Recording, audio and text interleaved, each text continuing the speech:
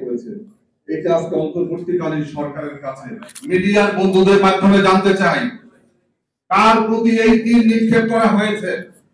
এই তীর নিক্ষেপ করা হয়েছে বেগম খালেদা জিয়ার প্রতি, হাসিনাকে উদ্দেশ্য করা হয়নি। এখানে অন-11 যে ষড়যন্ত্র ছিল -1, সেই -1-এর এখনো সেই প্রেতাত্মা, সেই ব্রিগেডিয়ার সাখাওয়াত, আলী ইমাম মজুমদাররা ওই চেয়ারে বসে এখনো জাতীয়তাবাদী শক্তিকে মাইনাস করার জন্য, মুছে ফেলার জন্য কাজ করে যাচ্ছে। বন্ধুরা, যার কারণে আমাদের এখনো সজাগ হতে হবে।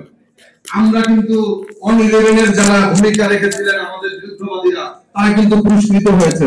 যার কারণে এখন যারা আমাদের বিরুদ্ধে চক্রান্তে লিপ্ত, তারাও মনে মনে ভাবেন যে আমরাও হয়তো পরবর্তীকালে পুরস্কৃত হব। এটা যেন না হয়, এটাই শুধুমাত্র আমাদের অভিভাবক, আমাদের স্যারের কাছে আমাদের আবেদন। খন্দকার দেলোয়ার হোসেনের পরিবারের জন্য আপনারা কি করবেন, এটা বিএনপি এবং জাতীয়তাবাদী শক্তি সিদ্ধান্ত নেবে।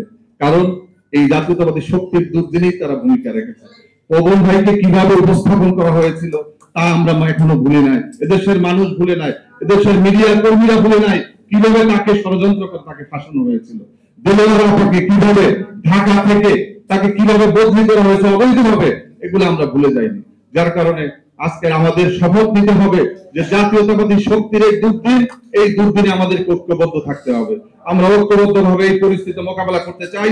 বিএনপি সৃষ্টির পর থেকে বারবার শুধুমাত্র দুর্দিন আসার কারণ হচ্ছে এই দলটি, এই শক্তিটি এদেশের মানুষের জন্য, এদেশের গণতন্ত্রের জন্য, দেশমাতৃকার জন্য কাজ করে যাচ্ছে।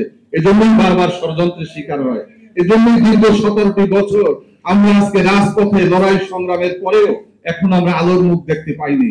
আপনাদেরকে সতর্কভাবে কাজ করতে হবে, কারণ বড় একটি চক্রান্ত আমাদের সামনে নির্বাচন কবে হবে এই প্রশ্নের জবাব এখানে যে জাতীয় নেতৃবৃন্দ আছেন তাদের কাছে প্রশ্ন করলে আমাদের দেওয়ার মতো আমার মনে হয় না তারা দিতে পারবেন। কারণ আমরা দেখছি যে বড় ধরনের ষড়যন্ত্র নিয়ে এগিয়ে যাচ্ছে। আমরা সবাই ঐক্যবদ্ধ থাকবো।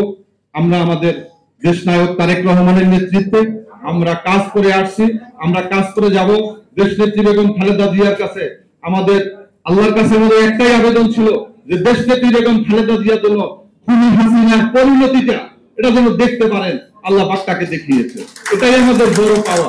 বেগম খালেদা জিয়াকে যেভাবে এক কাপড়ে বাড়ি থেকে বের করে দিয়েছিল হরতালে, সেদিন এই আপনাদের রাজনৈতিক অনেক মিত্র রয়েছে, একজন গ্রেফতার হয়েছিলাম বেগম খালেদা জিয়ার নির্দেশে। বিএনপি অফিসে যাওয়ার কর্মসূচি ছিল, আমি মোস্তাফিজুর রহমান ইরান। যার কারণে এরকম ক্ষুদ্র ক্ষুদ্র কাজে শরীক হওয়ার সুযোগ পাওয়ার জন্য আল্লাহর কাছে কৃতজ্ঞতা। আগামী দিনের সকল পরীক্ষায় ইনশাআল্লাহ পাশে আছি, থাকবো আমাদের ক্ষুদ্র শক্তি নিয়ে। আল্লাহ আমাদের সবাইকে তৌফিক দান করুক এবং এই মাহে রমজান আমাদের জন্য গুনাহ মাফ, এবং যারা আমাদের কাছ থেকে চলে গেছে আল্লাহ যেন তাদেরকে জান্নাতুল ফেরদাউস নসিব করে, এটাই আমাদের চাওয়া। আল্লাহ হাফেজ।